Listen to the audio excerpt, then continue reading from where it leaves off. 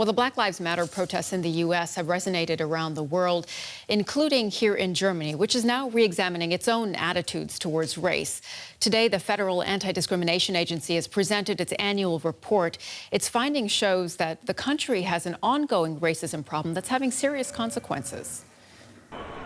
Germany is slowly waking up to the issue of discrimination, but the number of cases is on the rise. There were 3,580 reported cases of discrimination in 2019. There shouldn't be any gaps in protection in the long term, and this is an important and a right move that Berlin is the first state to have passed an anti-discrimination law, and other states should follow through shortly. The country's latest report looks at discrimination based on gender, disability, age, religion, sexual identity and worldview, but the largest issue remains racial discrimination. Most of the cases in 2019, 33%, were classified as racist discrimination. 1,176 reported cases last year, more than double compared to 4 years ago. In the report, some participants cited their experiences. Two colleagues from another department approached me laughing and asked me if I worked at a company to make coffee. I am a civil engineer from Syria. A kid at school insulted my brother because he's got dark skin. Then he hit him. The teacher saw everything but did nothing. The report comes at a time when a new awareness towards everyday discrimination is raised, following protests denouncing police violence towards people of color all over the world.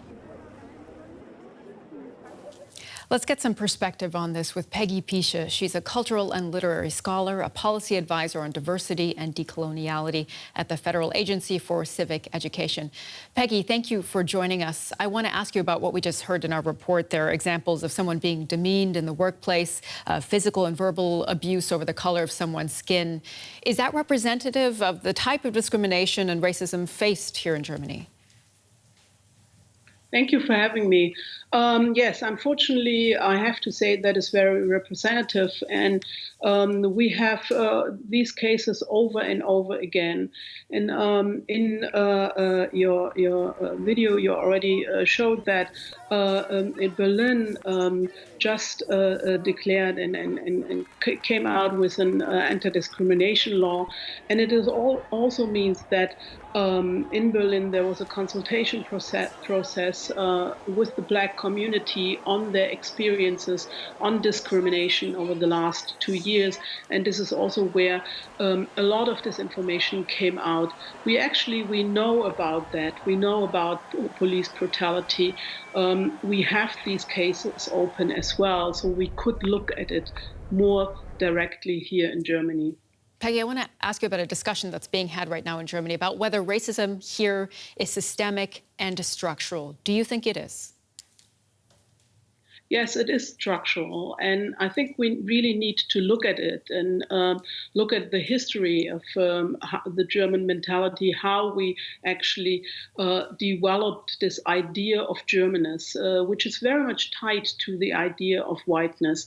So German national identity still equals whiteness in many heads, and regardless of the development of our laws and integration laws. But it is really going back to the Enlightenment period where the idea of Germanness was developed, and which directly led also into colonialism. We never really tackled this phase, it's not a phase actually, this very influential period of German history, and that's very much led to an involvement in everyday racism in a structural way. We can see that, for example, that within the German discourse, we don't have enough language to talk about racism, to talk about the experience of Black people. We always look rather to the United States.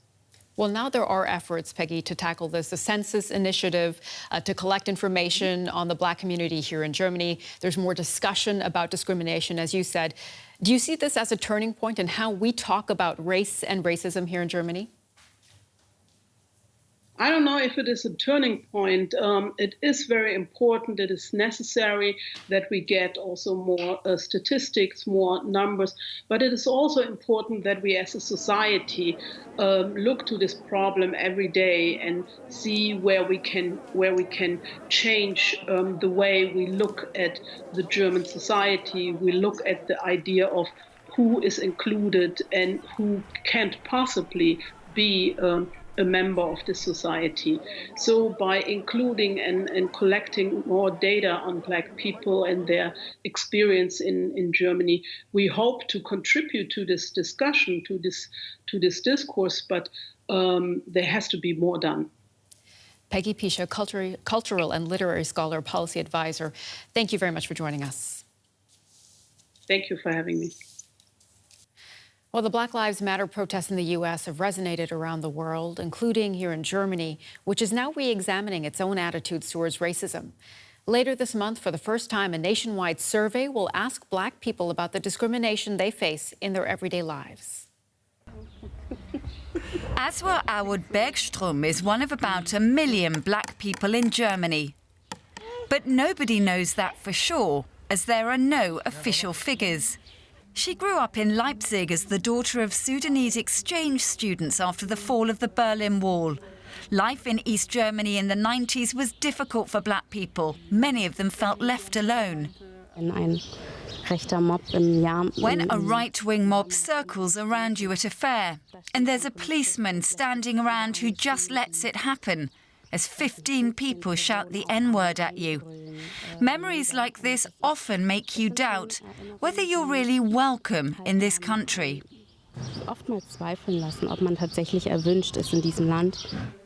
That's why the organisations Each One Teach One and Citizens of Europe are conducting a survey, the Afro Census, the first one on Black people's lives in Germany. Daniel Jamra hopes it will fill the gaps. Unfortunately, there has been far too little research in recent decades on the situation of Black people and on anti-Black racism in Germany. That explains why politicians keep asking us, well, what's the problem? Are there Blacks here at all? They find it difficult to talk about Black people. So that's why we've decided to take matters into our own hands. Muaka Nzenda is hopeful. She's from France and works as a teacher in Berlin. She's upset at the lack of sensitivity, even among some well-meaning white people. My class and I prepared a song, and the kids were super motivated, they were doing well, and then they got stage fright. The principal of the school turned around to the whole assembly and stated, "I just love Black music, don't you?" And you're like, interesting, but the real problem and the real question is like, how can they know if there are no numbers, if there are no recording, and no one talking about it? The Afro Census wants to facilitate precisely this discussion and to better capture everyday racism in German society. But it also has another effect. Ultimately, it's also very empowering for those who are Black, and I think that's great. There's never been a survey like the Afro Census before. Germany is reluctant to collect statistics on citizens according to ethnic criteria. There's always a reluctance to ask communities about their situation, about whether they are discriminated against. People are afraid that this kind of research will create these communities. But we are here. We are part of this society. We won't be denied the right to exist. And we can all speak about Black people, African people calmly, without being afraid of it.